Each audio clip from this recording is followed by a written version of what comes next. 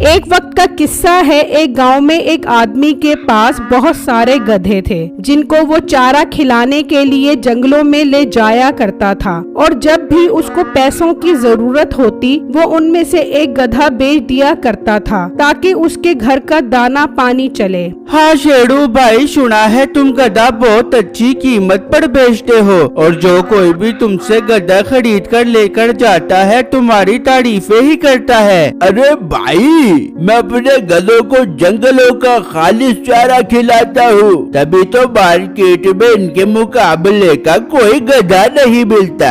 हाँ तो तुम्हारे गधों की सेहत बता रही है कि तुम उनको बड़ा मस्त खाना खिलाते हो। अच्छा फिर तो मुझे गधा दे दो, मैं इसे ले जाकर सवारी का काम लेता हूँ, फिर पता लगेगा कि तुम्हारा गधा कितना बोझ उठा सकता है। हाँ हाँ जरूर ले जाओ, 20,000 रुपए का दूंगा, सवारी भी उठाएगा और तुम्हारे नखरे भी उठाएगा। ठीक है, ये लो 20,000 रुपए गिन लो। फिर वो ग्राहक उस गधे को लेकर चला जाता है और अपने घर लाकर बांध देता है। उसके घर के साथ ही एक बुढ़िया का घर होता है जो बकरियां, मुर्गियां और यहाँ तक के मरे हुए जानवरों का कच्चा गोश्त खाती थी। मुझे तो बहुत जोर की भूख लग रही है, कहीं जाकर ढूंढती हूँ, शायद कोई मरी हुई गाय मिल जाए, फिर उसकी आंतरियां निकाल कर खाऊंगी। वो अभी सोच ही रही होती है कि अचानक उसे गधे की आवाज आती है। अरे ये तो गधे की आवाज लगती है, शिकार खुद मेरे घर आ गया है, मैं भी जाकर इसे लेकर आती हूँ। जब वो बुढ़िया घर से निकलती है तो उस गधे का मालिक उसके साथ खड़ा होता है। अच्छा तो ये लेकर आया है गधा, कोई बात नहीं, इस गधे को तो मैं रात के वक्त उठाऊंगी, इस वक्त इसे लेकर जाना ठीक नहीं है। वो बुढ़िया अंदर जाकर बैठ जाती है और रात होने का इंतजार करने लग जाती है, और फिर जब रात होती है तो वो बुढ़िया वहाँ पर आती है और उस गधे को खोलकर ले जाती है और अंदर लाकर उसे मार देती है और उसकी टांग का गोश्त कच्चा ही खाना शुरू कर देती है। फिर जब सुबह होती है तो वो आदमी बाहर आता है तो गधा वहाँ मौजूद नहीं होता। अरे मेरा गधा कहाँ चला गया, मेरा गधा कौन ले गया? उसकी आवाज सुनकर उसका भाई भी बाहर आ जाता है। क्या हुआ भाई, क्यों इतनी जोर जोर से बोल रहा है? भाई मेरा गधा चोरी हो गया, कल ही मैं 20,000 रुपए का गधा खरीद कर लाया था, अब देखो मेरा गधा चोरी हो गया है। ओ भाई तू क्यों परेशान होता है, गधा वापस अपने मालिक के पास चला गया होगा, चल उसके पास चलते हैं, जरूर उसके पास ही होगा। हाँ हाँ चलो उसके पास। फिर वो दोनों उस गधे वाले के पास पहुँचते हैं। भाई मैं जो कल तुम्हारे से गधा खरीद कर लेकर आया था वो मेरे पास से खुलकर जरूर तुम्हारे पास आ गया होगा, जरा देखो मेरा गधा अपने गधों में। अरे नहीं भाई, क्या हो गया है तुम्हें, तुम पागल तो नहीं हो गए, मेरे पास नहीं आया, अगर आया होता तो मैं तुम्हें जरूर दे देता। बस हो गई तेरी नीयत खराब, एक गधे के पीछे अपना ईमान खराब कर लिया तूने। मुझे कोई जरूरत नहीं है गधे के पीछे अपना ईमान खराब करने की, मेरे पास तुम्हारा गधा नहीं आया, जाओ कहीं और जाकर ढूंढो।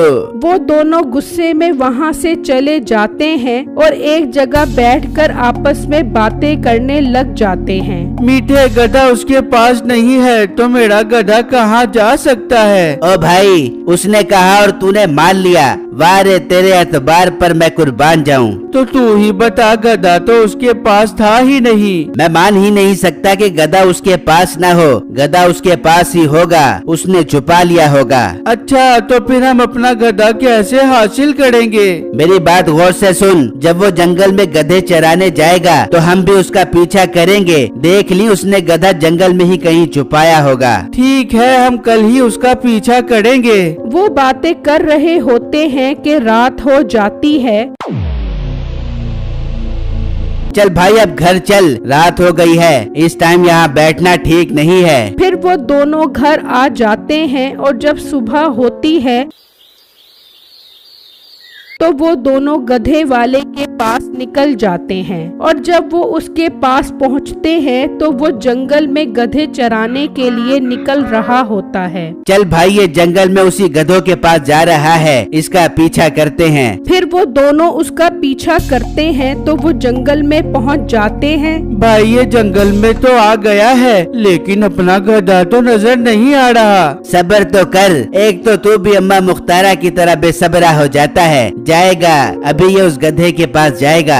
यार मैं तो काफी थक गया हूँ, कुछ देर आराम कर लेता हूँ, फिर इन गधों को लेकर घर जाऊंगा। वो आदमी वहीं सो जाता है और मीठा और उसका भाई उसके जागने का इंतजार करने लग जाते हैं। उनको इंतजार करते करते काफी टाइम हो जाता है, लेकिन वो नहीं उठता। भाई पता नहीं ये कौन सी भंग पी कर सो रहा है, उठने का नाम ही नहीं ले रहा। मजबूरी है, अब इंतजार ही करना पड़ेगा। हम इंतजार क्यों करें, हम इसका गधा लेकर जाते हैं, हिसाब बराबर हो जाएगा। हाँ बात तो वैसे तूने बिल्कुल ठीक है, चल इस गधे पर हाथ साफ करते हैं। फिर वो गधों के पास आते हैं और उनमें से एक गधा लेकर वहाँ से चले जाते हैं और अपने घर लाकर बांध देते हैं और वहाँ वो बुढ़िया गधे की आखिरी बोटी भी खा जाती है। वाह, मजा आ गया, बड़ा ही कोई लजीज गधा था। अब तो मैं गधों का गोश्त ही खाया करूंगी। मुझे तो गधों का पड़ गया है सस्ता चस्का। वाह वाह, क्या बात है, ये तो गधे खुद चलकर मेरे पास आ रहे हैं। मुझे तो इन्हें ढूंढने की भी जरूरत नहीं पड़ रही। फिर वो बाहर आती है तो बाहर वही गधा खड़ा होता है। अब मैं अंदर चली जाती हूँ, रात में आकर ये गधा लेकर जाऊंगी। वो बुढ़िया अंदर चली जाती है। भाई तू आज रात बाहर ही सो, ये ना हो कि फिर कोई तेरा गधा चोरी करके ले जाए। हाँ हाँ, मैं आज से अपने गधे की हिफाजत के लिए बाहर ही सोया करूँगा। और फिर जब रात होती है तो वो आदमी चारपाई डालकर सो जाता है तो वो बुढ़िया आती है और उसका गधा खोलकर ले जाती है और अंदर ले जाकर उसे मार देती है और उसका गोश्त खाने लग जाती है। फिर जब सुबह होती है,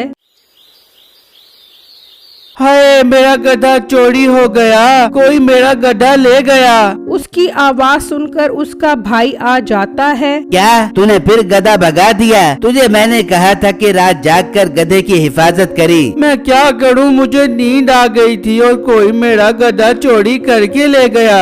तू चल गधे के मालिक के पास, गधा फिर उसके पास चला गया होगा। और वो दोनों उसके पास पहुंच जाते हैं। ये तूने क्या टोपी ड्रामा बनाया हुआ है? गधा वापस कर, जो तुम्हारे पास आया है हमारा। खैर तो है, मेरे पास कोई गधा नहीं आया, बल्कि कल जंगल में मेरा एक गधा चोरी हो गया है। अपना मुंह लेकर यहाँ से चले जाओ। मैं पहले ही अपना एक गधा चोरी होने की वजह से गुस्से में हूँ, ये ना हो तुम्हें मार मार के गधा बना दूं।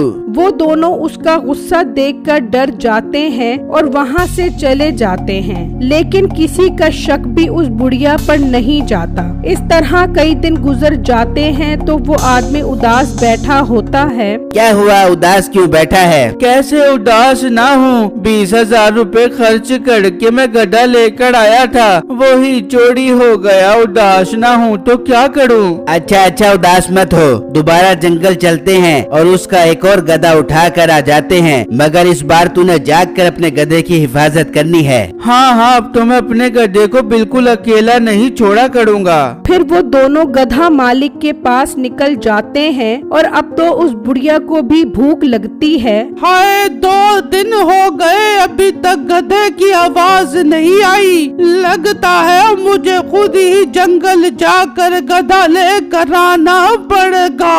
फिर वो बुढ़िया भी जंगल की तरफ निकल जाती है। मीठा और उसका भाई गधे के मालिक के सोने का इंतजार कर रहे हैं और जैसे ही वो सोता है, सो गया, चल जल्दी से गधा लेकर चलते हैं। वो निकलने का सोच ही रहे होते हैं कि वो बुढ़िया वहाँ आ जाती है और उसका एक गधा लेकर चली जाती है। भाई ये तो वही बुढ़िया है जो अपने घर के साथ रहती है। हाँ ये तो वही बुढ़िया है। इसका मतलब गधे ये चोरी करती है। इतने में गधे के मालिक की आंख खुल जाती है और वो अपना एक गधा कम होने की वजह से शोर मचा देता है। तो मीठा और उसका भाई भी निकल आते हैं और उसको जाकर सारी बात बताते हैं। मगर वो बुढ़िया गधा चोरी करके करती क्या है? हाँ ये तो मैं भी सोच रहा हूँ, चलो चल के देखते हैं। फिर जब वो उसके घर आकर खिड़की से देखते हैं तो वो उस गधे का गोश्त खा रही होती है। देख लो ये बुढ़िया तो शैतानी बुढ़िया है।